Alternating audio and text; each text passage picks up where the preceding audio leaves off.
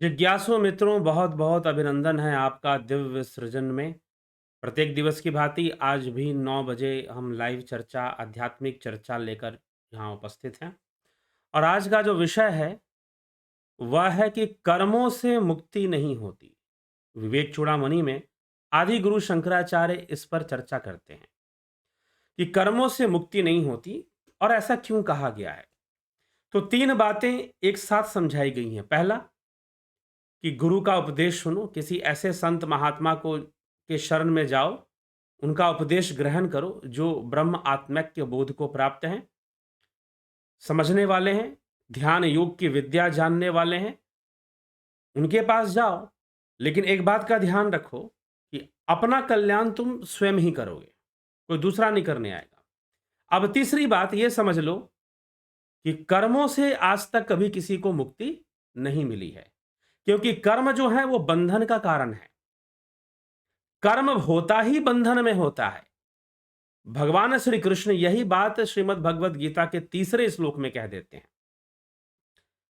कि क्षण मात्र के लिए अर्जुन, नहीं कश्चित क्षणमपि जातु तिष्ठत्य कर्म कृत, कि क्षण मात्र के लिए तू अपने कर्मों से मुक्त नहीं हो सकता, क्योंकि संपूर्ण कर्म प्रकृतिर है वशः कर्म प्रकृतिर जैर गुणे, कि सब कुछ प्रकृति के वश में है और प्रकृति के वशीभूत संपूर्ण जीव कर्म परायण रहता है, कर्म करता रहता है। तो कर्म तो बंधन का परिचायक है और बंधन से कैसे मुक्ति होगी। तो कर्म स्वयं मुक्तिदाता नहीं हो सकता और ना ही कर्मों से किसी को आज तक मुक्ति मिली है और ना मिलेगी। और इसी पर ध्यान देते हुए आदि गुरु शंकराचार्य क्या कहते हैं, संन्यस्य सर्वकर्माणि भवबंध विमुक्तये यतयंता पंडितै धीरैरात्म अभ्यास उपस्थितै। आत्म अभ्यास में, ध्यान योग के अभ्यास में, प्रणव साधना के अभ्यास में तत्पर हुए धीर विद्वानों को संपूर्ण कर्मों को त्याग कर भाव बंधन की निवृत्ति के लिए प्रयत्न करना चाहिए। भाव बंधन की निवृत्ति के लिए प्रयत्न करना चाहिए। वृत्तियों से निवृत्त होने के लिए जितने भी विद्वान हैं, जितने भी योगी साधक हैं, उन सबको कर्मों का त्याग कर कर, अब यहां पर कर्मों का त्याग, जबकि कर्मों का त्याग तो संभव ही नहीं है। जब तक आप इस प्रकृति के वशीभूत हैं, जब तक आप 3 गुणों के वशीभूत हैं, तब तक भैया कर्मों का त्याग कहां संभव। लेकिन यहां पर आदि गुरु शंकराचार्य कह रहे कर्मों का त्याग करके भवबंधन की निवृत्ति के लिए प्रयत्न करना चाहिए। अर्थात कर्मों का त्याग करने का मतलब यहां पर सीधा है। वैसे तो कर्मों का त्याग संभव नहीं है, परंतु जो काम में कर्म है, जो आप कामनाओं के वशीभूत, कभी क्रोध के वशीभूत, लोभ के वशीभूत, उनका त्याग करो। कम से कम उनका त्याग करिए और आप साधना में प्रवृत्त होइए। निवृत्ति, चित्तवृत्ति निरोध की का जो मार्ग है, निवृत्ति मार्ग जो है, जो योग का मार्ग है, ध्यान योग का मार्ग है, उसमें अपने मन को लगाइए। तो वहां भी लेकिन वो कर्म किस लिए नहीं माना जा रहा, क्योंकि वो बंधन नहीं बनेगा। तो कर्मों के, विभिन्न प्रकार के कर्मों करने से वास्तव में यहां पर एक और उद्देश्य है। आदि गुरु शंकराचार्य यहां पर मीमांसकों पर प्रहार कर रहे हैं। मीमांसकों पे प्रहार कर रहे हैं जो मोक्ष का मार्ग नहीं दिखाते, जो मुक्ति का मार्ग नहीं दिखाते, बस कर्मों के द्वारा स्वर्ग की प्राप्ति का मार्ग दिखाते हैं, सुखों की प्राप्ति का मार्ग दिखाते हैं। तो कर्म का महत्व तो है। जहां पर कर्म फल की बात है तो शुभ कर्मों से, अच्छे कर्मों से अच्छे ही फलों की प्राप्ति होती है। शुभ कर्मों से शुभ फलों की ही प्राप्ति होती है। कर्म निरर्थक नहीं है। किस संदर्भ में? प्रकृति के संदर्भ में, जीवन के संदर्भ में कर्म निरर्थक नहीं है। परंतु अगर तुम मुक्ति की बात करोगे, मोक्ष की बात करोगे, तो वहां कर्मों से कुछ होने वाला नहीं है। कर्मों से कभी किसी को मुक्ति नहीं मिली है। इसीलिए आदि गुरु शंकराचार्य कर्मों के त्याग की यहां बात इसलिए कहते हैं, क्योंकि लोग बहुत प्रकार के कर्म में तो लगे हैं कि हम ऐसा करके ये उपलब्ध कर लें, वैसा करके वो प्राप्त कर लें, ऐसा करके वैसा हो जाए, वैसा करके ऐसा हो जाए, तो लगे हुए हैं लोग। लेकिन इन कर्मों से तुम्हें मुक्ति नहीं मिलने वाली, यह तुम्हें समझ लेना चाहिए। चित्तस्य शुद्धये कर्म न तो वस्तु उपलब्धे वस्तु सिद्धिर विचारणे न किंचित कर्म कोटि भी। कर्म चित्त की शुद्धि के लिए ही है। शुभ कर्मों से क्या होगा, अब इसका निवारण करते हैं। उन्होंने पहले तो कह दिया कि भाई कर्मों के का त्याग करके भव बंधन की निवृत्ति के लिए प्रयत्न करना चाहिए, लेकिन अब कर्म को भी तो समझो। तो वो कहते हैं चित्तस्य शुद्धये कर्म ना तु वस्तुपलब्धे, कर्म चित्त की शुद्धि के लिए है, वस्तुपलब्धि के लिए नहीं है। वस्तु मतलब जो आध्यात्मिक वस्तु है, जिसकी सत्ता है, तो वह जो है उसकी उपलब्धि, तत्व दृष्टि। यहां पर वस्तु उपलब्धि का मतलब तत्व, वस्तु का अर्थ यहां तत्व से भी लिया गया है, वस्तु का अर्थ यहां अध्यात्म या ईश्वर से भी लिया गया है, जिसकी सत्ता है। तो उससे वस्तु उपलब्धि कर्मों से नहीं होती है, तत्व दृष्टि कर्मों से नहीं होती है। तो तत्व दृष्टि और जो वस्तु की सिद्धि है, वह विचार से, विचारेण न किंचित, अर्थात विचार से, युक्ति पूर्वक चिंतन से हम कर पाते हैं। अब यहां पर तर्क शक्ति, विचार शक्ति का महत्व, जब तक तुम विचार नहीं करोगे, जब तक तुम विचारशील नहीं बनोगे, जब तक तुम सुतर्की नहीं बनोगे, कुतर्की मत बनो, सुतर्की बनो। जो लोग ये कहते हैं कि तर्कों से परमात्मा नहीं मिलता, बात सही है, लेकिन परमात्मा मिलना चाहिए, ये बात समझ में आए, उसके लिए तर्क ही सहायक हैं। या परमात्मा की प्राप्ति के लिए आगे बढ़ना चाहिए, तर्क ही वहां पर काम करेंगे। तो विचारशीलता अत्यंत आवश्यक है। तो मात्र वस्तु, अनेकानेक कर्म करने से कुछ एक विशेष तरफ आदि गुरु शंकराचार्य यहां समझा रहे हैं, वस्तु उपलब्धि नहीं होती, वस्तु सिद्धि तो विचार से होती है, और करोड़ों कर्मों से कुछ भी नहीं होने वाला। और उसका उपाय अब देखिए, अपने इस बात की पुष्टि के लिए, अब अपने इस तथ्य की पुष्टि, अब आप यहां पर भी थोड़ा संशय आ सकता है कि भाई उन्होंने कहा, पहले तो उन्होंने कहा कर्मों का त्याग करोगे और निवृत्ति मार्ग पर लग जाओ, उसी से तुम्हारी मुक्ति। अब फिर वो कह रहे हैं कर्म चित्त शुद्धि के लिए है, वस्तु उपलब्धि के लिए नहीं है।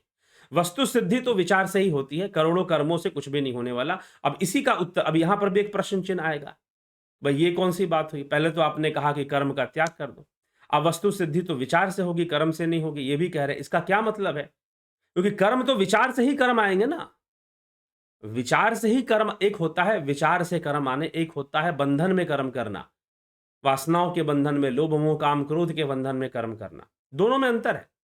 विचारशीलता का लाभ क्या है? सुनिए, विचारशीलता का लाभ बता रहे हैं। सम्यक विचारतः सिद्धा रज्जु तत्वाधारणा भ्रांतयो अदित महा सर्प भय दुख विनाशिनी। भली भांति विचार से सिद्ध हुआ रज्जु तत्व का निश्चय ब्रह्म से उत्पन्न हुए महान सर्प भय रूपी दुख को नष्ट करने वाला होता है। जैसे कि, अब इस बात को समझिए, जैसे कि आप के घर में थोड़ा थोड़ा अंधेरा है, सूर्यास्त हो चुका है और अंधेरा सा हो गया है, और आपने घर में प्रवेश किया, तो आपको अंधेरे में आपको सांप दिखाई दिया। अब आप डंडा ढूंढने लगे, भाई डंडा लाओ, अरे पड़ोसी को बुलाओ, अरे कोई सांप पकड़ने वाला बुलाओ, अरे इस सांप को डराओ। आपने लाठी ले ली, अब उसको आप लाठी मार रहे हैं, सांप नहीं हिल रहा है, सांप वहां से हिल नहीं रहा है। फिर आप उसके ऊपर पानी डाल रहे हैं, सांप नहीं हिल रहा है।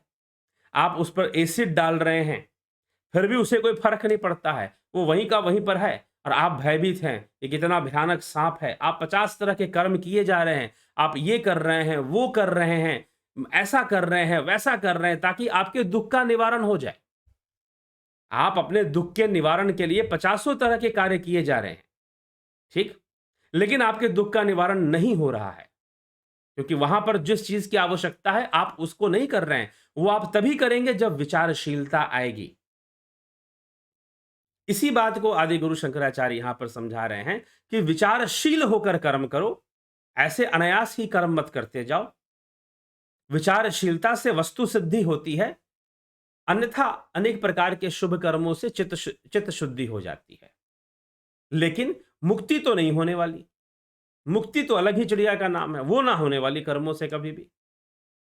तो विचारशीलता का यहां क्या महत्व है? क्योंकि आगे वो बताएंगे कि जो विचारशील व्यक्ति है वही ज्ञान का अधिकारी होता है, कोई भी ज्ञान का अधिकारी नहीं होता। तो जो विचारशील व्यक्ति है, तो उसके लिए ही यह बात कही गई है। तो कहते हैं विचारशीलता से क्या है कि भाई विचार करेगा कि भाई डंडा मार रहे हैं, पानी डाल रहे हैं, उसके ऊपर हिलाने की कोशिश कर रहे हैं, भगाने की, भाग नहीं रहा है। तुम 50 तरह के, अब मनुष्य संसार में क्या करता है देखिए, अपने दुखों को दूर करने के लिए बहुत सारी चीजें करता है, धन एकत्र करता है, माया इकट्ठी करता है, इधर से कभी वो कार्य, उधर से कभी वो कार्य, कभी ऐसा कभी वैसा, 50 तरह के कार्य वो करता रहता है, ताकि उसका समाधान हो जाए, उसके दुख का समाधान हो जाए। लेकिन उसके दुख का समाधान नहीं होता। वो और दुखी होता रहता है। वही हाल है। बेचारा सांप घर में घुसा हुआ है, देख रहा है कि सामने सांप है, लाठी ला रहा है, डंडा ला रहा है, पड़ोसी को बुला रहा है, कभी किसी की सहायता ले रहा है, दौड़ रहा है, भाग रहा है कि सांप कैसे भी घर से निकले। सांप के ऊपर फिनाइल डाल रहा है, एसिड डाल रहा है, पानी डाल रहा है, सांप टस से मस नहीं हो रहा। तो इतने सारे वो काम में लगा हुआ है, लेकिन एक काम नहीं कर रहा। वो क्या? कि किसी भी तरह से वहां रोशनी ले आए, किसी भी तरह से वहां तेज लाइट का फोकस ले आए। और जैसी लाइट होगी तो वैसे ही पता चल जाएगा यहां सर्प नहीं है, यहां तो रस्सी है, और सारा भय खत्म हो जाएगा। इसी प्रकार से माया का भय भी खत्म होता है।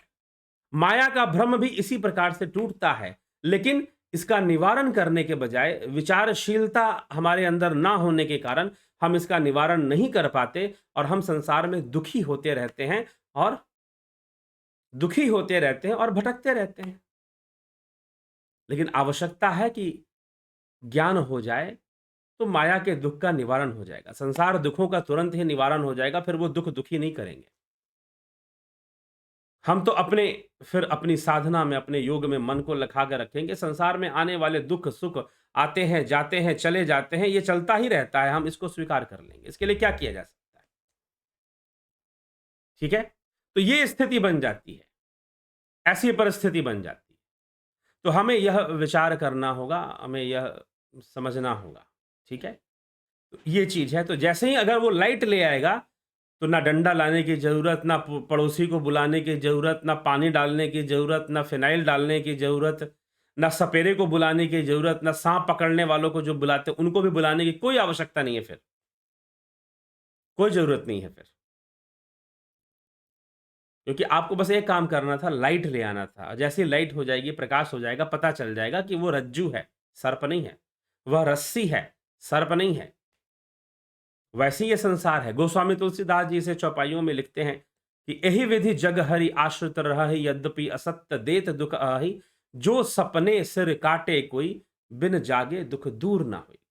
जो सपने सिर काटे कोई, जैसे स्वप्न के अंदर कोई आपका सिर काट रहा, स्वप्न के अंदर आपको कोई प्रताड़ित कर रहा हो, कोई आपको दुख पहुंचा रहा हो, कष्ट पहुंचा रहा हो, स्वप्न में आप दुखी हो रहे हैं, आप कष्ट में जा रहे हैं।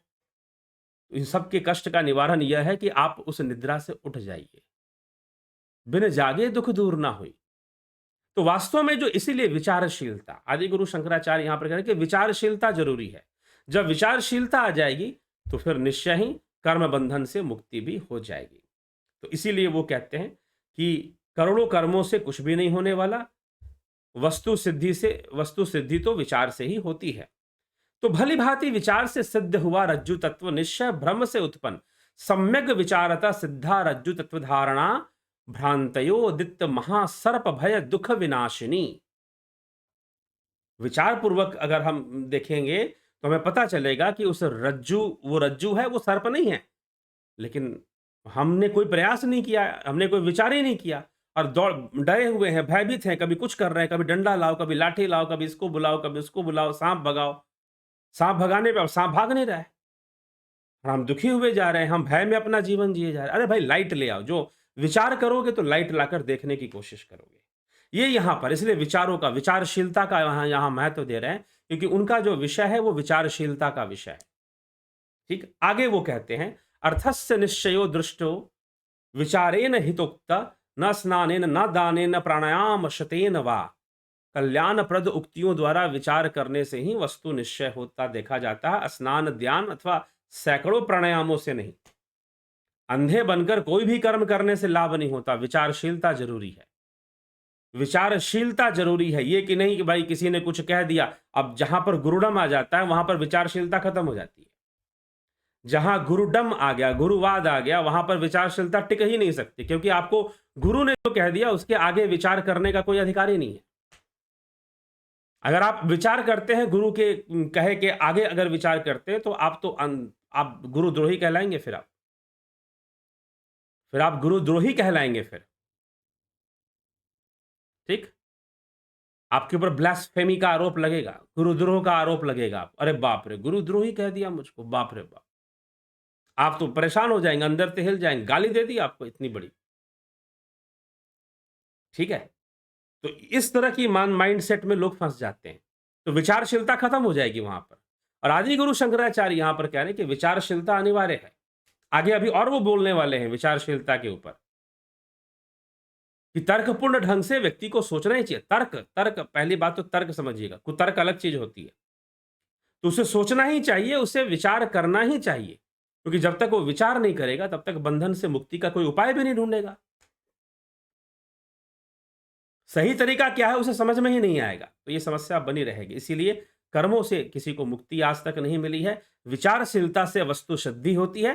किसी भी वस्तु की सिद्धि विचारशीलता से होती है। तो जब तक विचार नहीं करोगे तब तक उचित कर्म भी नहीं कर पाओगे, और उचित कर्मों से चित्त शुद्ध होता है, परंतु परंतु कर्मों से मुक्ति नहीं मिलती है।